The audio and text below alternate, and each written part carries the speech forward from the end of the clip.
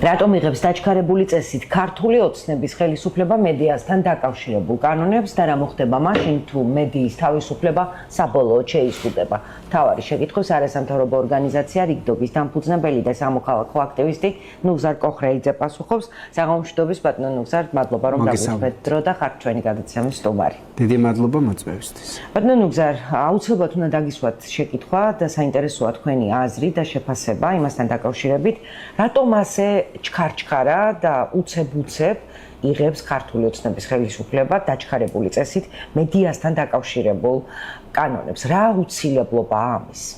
მე ვფიქრობ, რომ ქართული ოცნება ეჩქარება, იმიტომ რომ ფიქრობს, რომ მიუხედავად იმისა, რომ მიიყვანა დამოუკიდებელი და კრიტიკული მედია იმ მდგომარეობამდე, რა მდგომარეობაშიც არის დღეს და მოდით ჩვენ მაყურებელს აღვწეროთ, რა მდგომარეობაა დღეს კრიტიკულ მედიაში, პრაქტიკულად ორი ტელევიზია, ერთი ტელევიზია საერთოდ გათიშულია მიმდინარეში და ასე რომ ვთქვათ, ამბების, სადაც ასევე არის ეჭვი, ურევია ქართული ოცნების ხელი, მეორე ტელევიზია როგორც არის ფორმულა მხოლოდ სანახევროდ მაუწყებლობს და საერთოდ არ ყავს პრაქტიკულად რეგიონალური დაფარვა რეგიონებში ისეთი მასშტაბით ვეღარ აშუქებს ამბებს და შეიძლება ითქვას რომ საინფორმაციო გამოშვება არ არის ისეთი ოპერატიული როგორიც იყო ადრე და პრაქტიკულად ამ ტელევიზიას ფინანსური ძალიან სერიოზული პრობლემები აქვს. მეტნაკლებად მაუწყებლობს TV პირველი, ახლა კავკასია მაინც უფრო თბილისის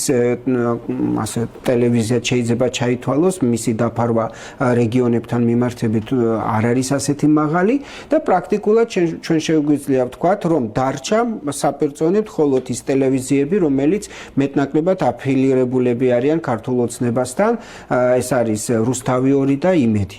ხო, შეეხება რეგიონულ ტელევიზიებს, ისედაც ყოველთვის ახლა რაც შეეხება, ეს ძალიან მნიშვნელოვანია, კარგია რომ შემახსენეთ ამ საკითხთან დაკავშირებით. წარმოგიდგენიათ, როდესაც სიდუხჭირეში არის ცენტრალური დაფარვის ტელევიზიები, რა მდგომარეობაში არის რეგიონალური ტელევიზიები, რომელთა ფინანსური შესაძლებლობები ყოველთვის უფრო მწირე იყო, ყოველთვის უფრო დაბალი იყო, პრაქტიკულად რეკლამა არიდება რეგიონალურ ტელევიზიაში და ისინი უმეტესობა მათგანი ასე თუ ისე დაფინანსებას იღებდა ამა თუ იმ მუნიციპალური, ასე რომ ვთქვათ, ბიუჯეტებიდან, ესეც კი თუ კრიტიკულია ადგილობრივი ტელევიზია შეიძლება ეს თანხები საერთოდ ვერ მიიღოს, ან იყოს გარკვეული ჩარევები, ირიბი ამ პროცესში და ჩვენ პრაქტიკულად მივიღეთ, რომ იმ პირველმა რუსულმა კანონმა, რომელიც ახლა მოქმედია, მიიყვანა სწორედ იქამდე რეგიონალური მედია, რომ პირველი რეგიონალურ მედიას დაარტყა და ძალიან ბევრი რეგიონალური მედია პრაქტიკულად შეაჩერა მაუწყებლობა და ჩვენ ვიცით, რომ განახევრებული არის გადაცემების ბადეები რეგიონალურ ბევრ ტელევიზიაში და ზოგი ტელევიზია საერთოდ დაიხურა. კონკრეტულად ვის და რას შეეხება ეს კანონები? რას კრძალავს? ჩვენ ახლა ვსაუბრობთ, როგორც მე ხვდები, რუსულ კანონ 2-ზე, რომელსაც ესენი აბრალებენ, რომ ეს არის ამერიკული ანალოგი. მინდა ვთქვა, რომ ეს არის ჩვეულებრივი PR მსვლა და მე ვფიქრობ, რომ ამ ეგრეთ წოდებულ რუსულ კანონს 2-ს ქართული ოცნება არა ვინმეს წინააღმდეგ ზოგადად იღებს, რა თქმა უნდა, მათ სურთ, რომ ამან თუ იმუშავებს, ესეც კარგია, მაგრამ უბრალოდ მათ ძალიან აწუხებთ, რომ საზოგადოებაში და ამ სტატისტიკურ გამოკითხვაში ყველა იმ კანონს უძახის რუსულ კანონს. ანუ ეს სიტყვათა შეთანხმება დამკვიდრდა და ეს აწუხებთ, რომ მას უძახიან რუსულ კანონს. და თვითონაც ალბათ შიგა საუბრებში რუსულ კანონსაც უძახიან გავლენის ქვეშ და ეს აღიარა ხოთაშორის დინარაძემ, რომ ხანდახან მეც კი რუსულ კანონს უძახიო. ამიტომ მე ვფიქრობ, რომ ამათმა ჩაიფიქრეს, რომ ჩავანაცვლოთ სიტყვა რუსული ამერიკულით, აი ამ პროცესისთვის წამოიწყეს ეს ეგრეთ წოდებული პროცესი და ამიტომაც უნიკალური შემთხვევა მოხდა საქართველოს საკანონმდებლო ისტორიაში, როდესაც გადმოთარგმნეს სხვა ქვეყნის კანონი ისე, რომ იმ ქვეყნის ინსტიტუციებიც კი ჩატოვეს ამ ნათარგმნში. და ეს ხო, და თქვენს რომ აი ეს ნორმალური მოვლენა, ეს არის პარანორმალური მოვლენა, რომ საქართველოს პარლამენტში შევიდა კანონი, რომელიც არის მორგებული ამერიკას. ანუ ამერიკული კანონი შეიტანეს საქართველოს პარლამენტში. მე ახლა ბევრს ლაპარაკობთ დამოუკიდებლობაზე, სუვერენიტეტზე, არავის არ ვიმეორებთ, ვებძით ევროკომისიას, რომელიც ჩვენ სუვერენიტეტში ასე რომ ვთქვათ, ერევა, მაგრამ აი ახლა ამერიკული კანონი თქვენ რომ დარწმუნდეთ, რომ ამერიკულია და არა სხვისი, მიტომაც შემოვიტანეთ.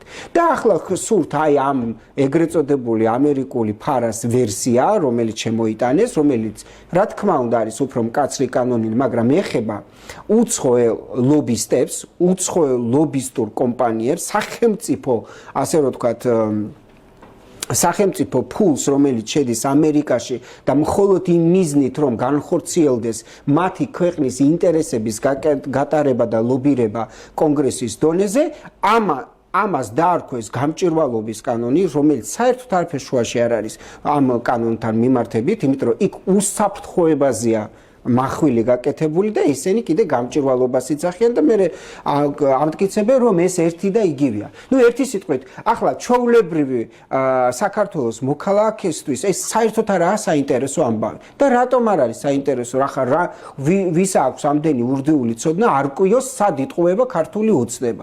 ვინც ვამბობთ მე ესენი გამოდიან და თავს გვესყვიან და გვეძახიან უცხო აგენტს და ხალხიც დაიბნა, ვერ გაიგო რა ხდება, რატომ ეშინია მედიას ან იმას არასამთავრობო ორგანიზაციას თქვათ ამ დაგვარი კანონების. იმიტომ რომ მეგობრებო, რომ ეს კანონები სინამდვილეში არის რეპრესიების შესახებ.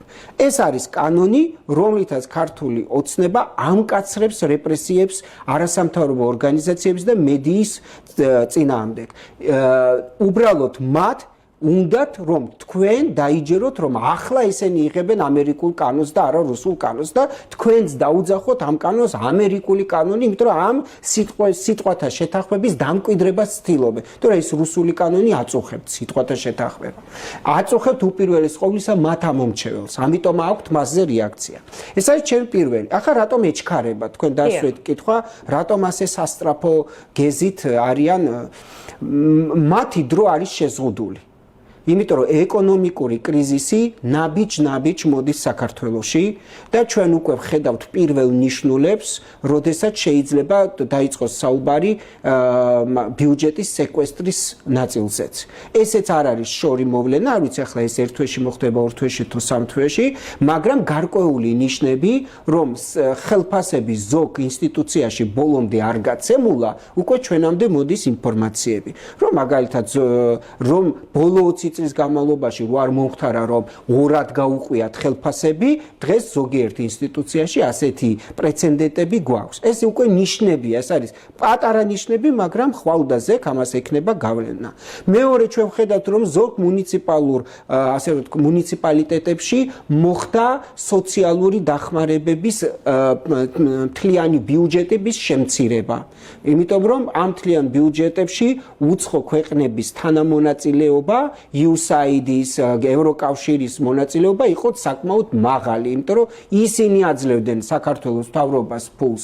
მეორე გაჭირდება ასეთი დიდი სიპებისა და აიპის, ასე რომ ვთქვათ, შემადგენლობის ხელფასების გადახდა, იმიტომ რომ მათი ხელფასებიც ძალიან დიდ შემთხვევაში დანამატებით, ანუ კი აძლევდა მუნიციპალიტეტი რაღაც ხელფასებს, მაგრამ რეალობაში მათი ხელფასების ეს მოცულობა დგებოდა ასევე ამერიკის შეერთებულ შტატების და ევროკავშირის ფულებიდან ბიუჯეტში შესული, ასე რომ ვთქვათ, ანაზღაურებით. თქვენ იცით, რომ ამერიკამ სრულად გააუქმა ყველანაირი ტიპის დახმარება და მეორე მხრივ ევროკავშირმა საერთოდ შეწყვიტა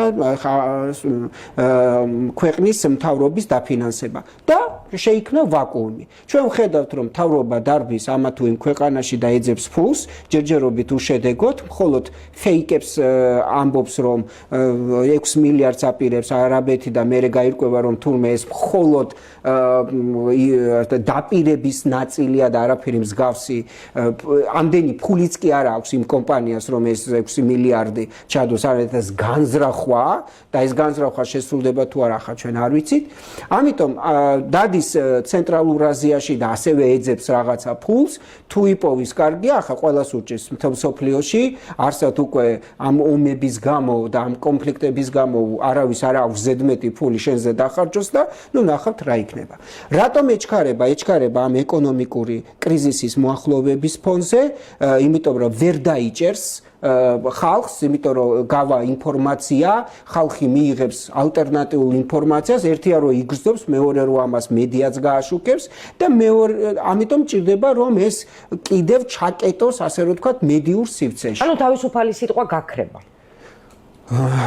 დღეს თავისუფალი სიტყვა ისე არის საფრთხის ქვეშ, როგორც არასდროს. დღეს შეზღუდულია თავისუფალი სიტყვა და მხოლოდ გმირობის ტოლფასზე ის ჯერ კიდევ სუნდგულობს. თუ არა, თავისუფალი სიტყვა უკვე 2 თვეა გამქრალი არის საკანონმდებლო ბაზიდან. ანუ ყველაფერი გააკეთა ქართულმა ოცნებამ, რომ ადამიანებისთვის შეეზღუდა თავისუფალი გამოხატვა, დადგები ქუჩაში 5000 ლარი, დადგები ასე რომ ვთქვათ, საფეხმავლო ადგილას და ასევე დაგაჯარიმებენ, თუ არ დაგაჯარიმებენ, შეიძლება პირდაპირ ციხეში გიკრამ თავი და აგერ მზეამაღლობელს ვხედავთ, ხო? ესე იგი ერთი სილის გაწნა იმ ხელამზე იმოქმედა პოლიციის, ასე რომ ვთქვათ, უფროსის მოადგილეზე, რომ 40 დღეა ტკივა იმ ადამიანს ის ლოყა. 40 აი რა პრეცედენტს ქმნის ქართული ოცნების ხელისუფლება ამ მზია ამაღლობელის ფაქტით? უბრალოდ მათ სხვა გამოსავალი არ აქვს. ანუ ჩვენ რეალობაშიც უნდა გვესწოდეს, რომ ქართულმა ოცნებამ ისე წაიყვანა პროცესი და მან ჩაიფიქრა, რომ ბოლომდე გაიტანოს თავისი ნათქვამი, რომ დღეს მას არ შეუძლია შეამსუბუქოს პროცესი. იმიტომ რომ ნებისმიერი შემსუბუქება ეს იქნება მისივე ჩამოშლა. დღეს ის დგას იმისათვის, რომ უმტკიცებს ადამიანებს, რომ მას აქვს ძალა, რომ ეს საქმე მიიყვანოს ბოლომდე, გადატეხოს ხალხი, გადატეხოს მოვლენები და მაინც ჯიუტად გაიტანოს თავისი. როგორც კი განთავისუფლებს მზე ამაღლობელს, ან რაღაცა შეამსუბუქებს პროცესს, ან რაღაც ნებისმიერ სხვა უკანონო პატიმრებს განთავისუფლებს, ეს იქნება მის მიერვე აღქმული როგორც მისივე სისუსტე და მისი მხარდამჭერების თვალშიდაც იქნება აღქმული სისუსტე. და ამით შეიძლება ისინი ამ დაშვებას აკეთებენ, რომ ამით შესაძლებელია ჩამოინგრეს მათი სისტემა, იმიტომ რომ მათი სისტემა ახლა თუ რამეზე ასე ვთქვათ არის დაფუძნებული, ეს არის ძალაზე და რეპრესიაზე, იმიტომ რომ სხვა არაფერი არ შერჩათ. თქვენ თუ ნახეთ ბატონი ზოზარ სუბარის განცხადება იმასთან დაკავშირებით, რომ აუცილებელია თურმე სოციალური ქსელების რეგულირება. და მე არ ვიცი რას გულისხმობდა ბატონი გათიშავენ ან შეზღუდავენ, როგორც ეს არის დაკონტროლდება ნებისმიერი ადამიანის სოციალური აქტივობა? აზერბაიჯანში, კი ბატონო, თურქეთში, კი ბატონო, არის ასეთი, ანუ იქ სადაც ავტორიტარიზმისკენ გადახრილი არის ხელისუფლებები, ისინი მისდევენ ასეთი ტიპის, უფრო მეტიც გაჟღერდა ინფორმაცია, რომ შინაგან საქმეთა სამინისტრომ შეიძინა ისეთი ტიპის პროგრამა, რომელიც ნებისმიერ ტელეფონს, ესე იგი, გახსნის და ამოიკითხავს ყველა იქ არსებულ ინფორმაციას. ახლა ხო წარმოგიდგენიათ, რა დონეზე არიან მისული და ეს კიდევ ერთხელ ადასტურებს იმას, რაც ვთქვი, რომ არ დარჩათ სხვა გამოსავალი. და ყველაზე უცნაური ამ პროცესში ის არის, რომ თვითონ არ დაიტოვეს ეს გამოსავალი, ყველანაირად თვითონ გადაწვეს ყველანაირი გზა ის, რომ გამოიძებნოს ნორმალური, ასე რომ ვთქვათ, კონსტრუქციული სივრცე ურთიერთთანამშრომლობის. ანუ დღეს უკვე აღარ დარჩა შესაძლებლობა, რომ სადმე შეთანხმება მაინც ვიპოვოთ.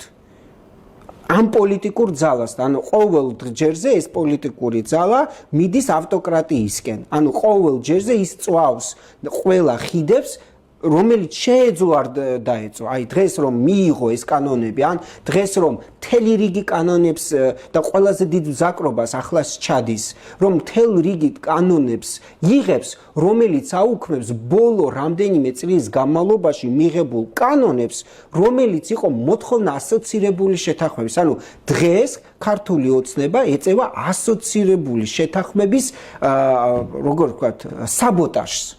ყველა იმ გენდერული თანასწორობის ტერმინების ამოღება, გაუქმება მუნიციპალიტეტებში გენდერული საბჭოები საპარლამენტო დონეზე, ანუ ქალების უფლებებზედაც მიიტანა იერიში. იმიტომ ეს გენდერული თანასწორობა უმეტესწილად ეხებოდა რომ ქალი, რომელიც არ ამ მასკულინურ სამყაროში, ამ ასე ვთქვათ, სისტემაში მისი ადგილი მხოლოდ სამზარეულოში ეგულება ზოგიერთ ადამიანს, რომ უფრო მეტად ყოფილიყო ჩართული ამ ქვეყანაში და რომ არ ყოფილიყო შეზღუდული ამ კულტურული, ტრადიციული და რაღაცა ასე ძველი მოძველებული ხედვებით, პრაქტიკულად ქალებს ებრძვის დღეს ქართული ოცნება, შეიძლება ასე ითქვას. ქალების ჩართულობას ებრძვის და მათ მხოლოდ ჭირდებათ ისეთი ქალები, როგორიც ყავთ დეპუტატებად ხოლმე, რომლებიც მხოლოდ ტაშის დაკვრისთვის ჭირდებათ, მხოლოდ გამართლებისთვის ჭირდებათ და არასდროს არ გააჩნიათ რაიმე განსხვავებული, დამოუკიდებელი ან კრიტიკული აზრი. ნუ ახლა ასეთი რამ მე არ ვიცი ასე. ბატონო გზარ, მე ისევ მინდა დაუბრუნდე მედიასთან დაკავშირებულ კანონებს და რა შედეგს დადებს ეს კანონები იმ ქვეყნებში, სადაც უკვე მიიღეს ეს კანონები, რა მდგომარეობაა? მე შემიძლია გითხრათ, რომ დღეს უკვე ძალიან მძიმე მდგომარეობაა, როგორც სამოქალაქო სექტორში, ისე მედია სექტორში. დღეს ადამიანები დარჩნენ სამსახურის გარეშე. ძალიან ბევრი.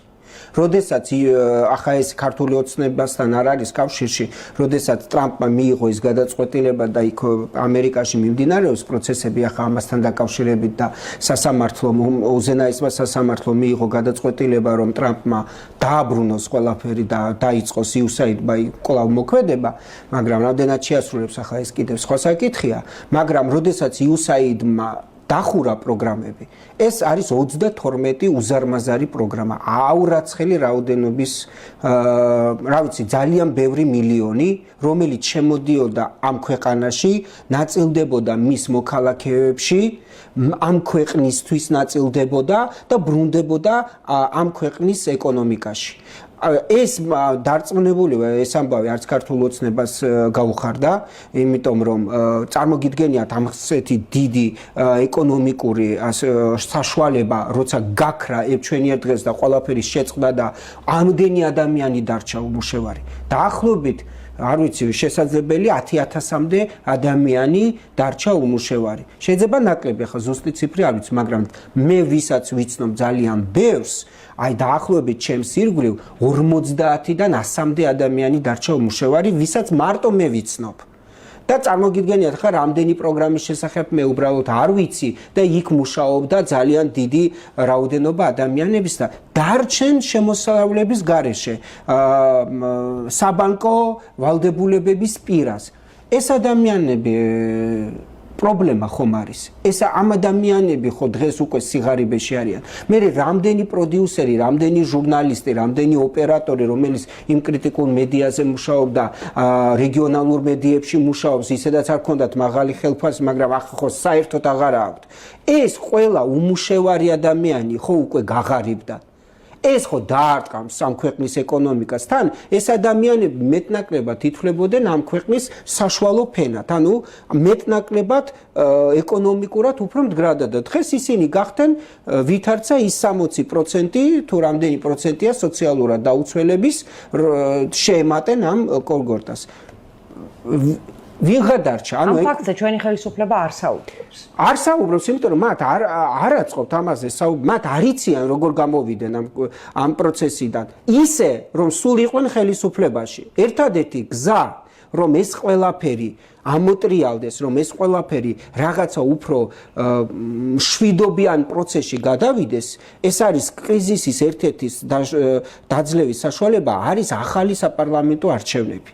რომელზეც ქართული ოცნება რომელზედაც იმიტომ რომ არ არის დარწმუნებული რომ მოიგებს, მაგრამ ამავდროულად მათ კარგად ესმით რომ თუ ეს პროცესები ვერ ჩაყლაპეს, ვერ მოგუდეს, მე არ ვიცი ახლა შეერ ადამიანს როგორ გააჩერებენ, მაგრამ რა ფიქრებია, მაგრამ არსებობს ახლა ბელარუსი, აგერ რაცა ქვია, სხვა ქვეყნები ცენტრალურ აზიაში გაახშირეს სიარული იქ, რამდენიც გინდათ, ამდენი პრეცედენტია, ხო?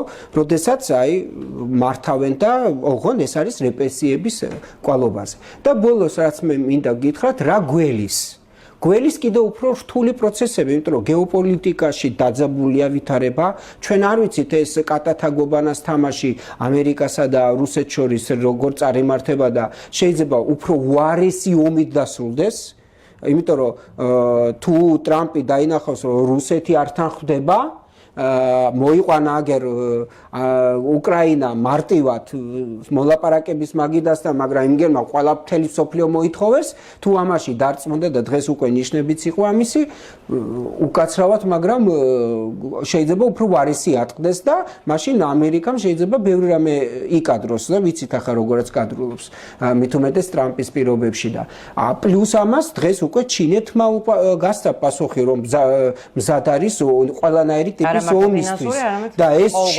ჩინეთის ომი ამერიკასთან თუნდაც ტარიფებთან მიმართებით მარტო ჩინეთსა და ამერიკის გეოგრაფიულ არეალში არ ჩაიკეტება, ამას მოყვება და აგერ კიდევ ჩვენებს უკაცრავად და სტრატეგიული პარტნიორობა აქვს გაფორმებული ჩინეთთან.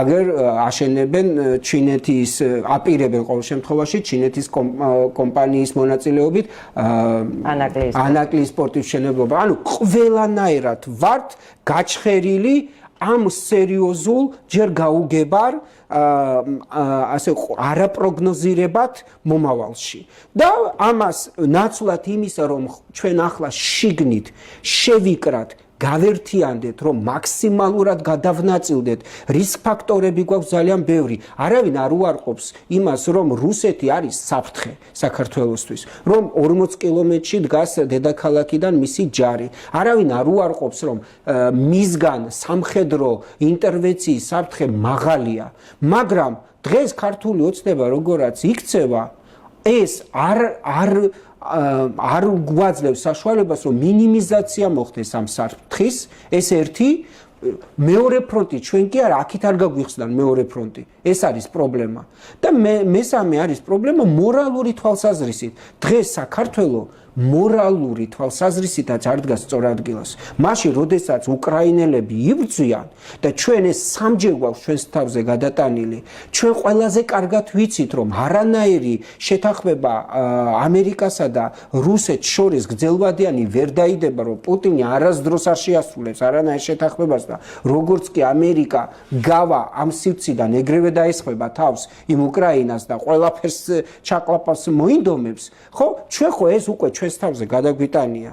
აგერ 2008 წელში, მანამდე 90-იან წლებში და ჩვენ უკრაინელებს დღეს მე გაოცებული ვარ რომ საზოგადოების გარკვეულ ნაწილს საკუთარი ქვეყნის ისტორია აქვს დავიწყებული. გავანებოთ თავი უკრაინელებს.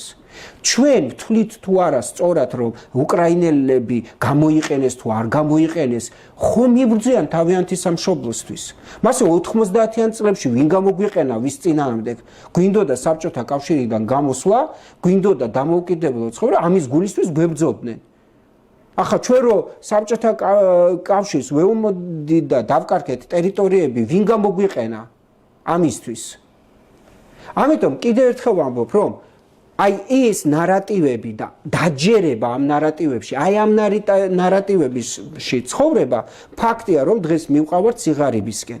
თან მივყავართ ძალიან დიდი საზოგადოების ნაწილის გაღარიბებისკენ. ჩვენ არ გვყავს პარტნიორები, დღეს არავინ არ გვენდობა. სამწუხაროდ. ყველა დასანქცირებული ქვეყანა ვართ.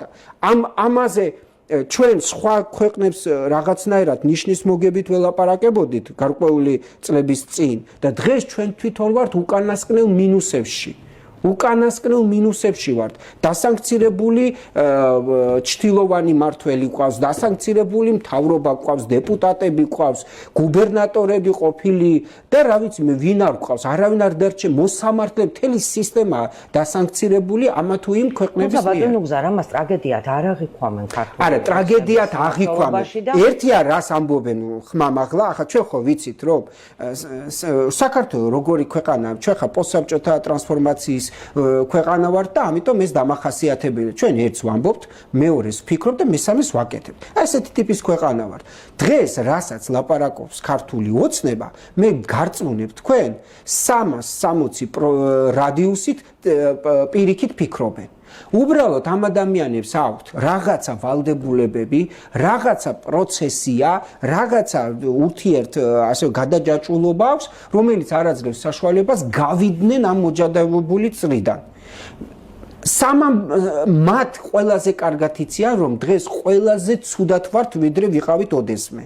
და ხვალ კიდევ უარესი იქნება. იმიტომ რომ რუსეთსაც აღარ აქვს ამდენი შესაძლებლობა, რუსეთიც არ აპირებს საქართველოს დახმარებას. რუსეთს აწყობს ერთი რამ, აქ იყოს მუდმივი დესტაბილიზაცია და უფრო მეცაც გეტყვით, თუ ჩვენ არ შევქმნით წინააღმდეგობას ქართული ოცნების მიმართ და არ ჩამოვაყალიბებთ ამ ქვეყანაში ნორმალურ ოპოზიციას, როგორც კი დაიადებს სიტუაციას რუსეთის საქართველოში, თვითონ შეუქმნის ოპოზიციას ქართულ ოცნებას. იმიტომ რომ რუსეთს საერთოდ არ აინტერესებს, აი ჩვენ მოდელად შეგიძლიათ აიღოთ, თუ გნებავთ აფხაზეთში მიმდინარე მოვლენები.